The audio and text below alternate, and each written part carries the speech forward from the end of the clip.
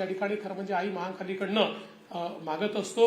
आणि मी एवढंच विश्वासाने किशोरभाऊ किंवा या ठिकाणी विजयभाऊ आपल्याला सांगू इच्छितो की आपण जी या ठिकाणी एक अपेक्षा व्यक्त केलेली आहे, तर हा आपलाच जिल्हा असल्यामुळे म्हणजे याचा मी पालकमंत्री असो की नसो, पण या जिल्ह्याच्या बद्दल मनापासून प्रेम हे माझ्या मनामध्ये आहे। त्यामुळे जिल्ह्याच्या संदर्भातल्या ज्या काही अडचणी असतील आपण सगळे मिळून त्या निश्चितपणे सोडवू।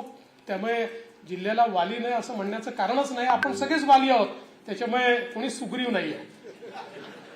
हा कोणासारखा जोक झाला तुम्हाला माहिती आहे, तुमच्या माजी नेत्यांसारखं मी बोलत नाही।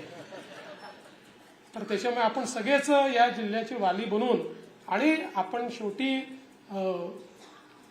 कन्नमवार साहेब जरी त्या काळामध्ये काँग्रेस पक्षाचे असले तरी देखील असे जे व्यक्ती असतात ते पक्षाचे नसतात, ते आपल्या राज्याचे असतात। त्यामुळे मी त्यांना आपल्या राज्याचं समजतो आणि शेवटी या विकासाच्या वाटचालीमध्ये पक्ष वेगवेगळे असतात, विचार वेगवेगळे असतात, पण आपल्या सगळ्यांचं ध्येय मात्र एक असतं आणि ते ध्येय म्हणजे सामान्य माणसाचा विकास करणं। त्यामुळे निवडणुका संपल्यानंतर हे पक्ष वगैरे सगळे आपापल्या ठिकाणी आपल्या आंदोलनांकरता किंवा कार्यक्रमांकरता बाजूला ठेवत राज्याच्या आणि जिल्ह्याच्या विकासाकरता आपण सगळे लोक हे निश्चितपणे एकत्रितच आहोत आणि त्याच्यामध्ये सगळ्यांनीच जे काही चांगल्या गोष्टी त्या ठिकाणी मांडल्या त्या कशा आपल्याला पूर्ण करता येतील याचा प्रयत्न हा सातत्याने आपण सर्वांनी केला पाहिजे असं माझं मत आहे। आणि म्हणून आजच्या या प्रसंगी मी आपल्याला एवढं निश्चितपणे सांगतो की दादासाहेबांचं नाव आणि दादासाहेबांचं कार्य हे पुढच्या पिढ्यांपर्यंत पोहोचण्याकरता ज्या ज्या गोष्टी करण्याची आवश्यकता आहे त्या गोष्टी आपण निश्चितपणे करू।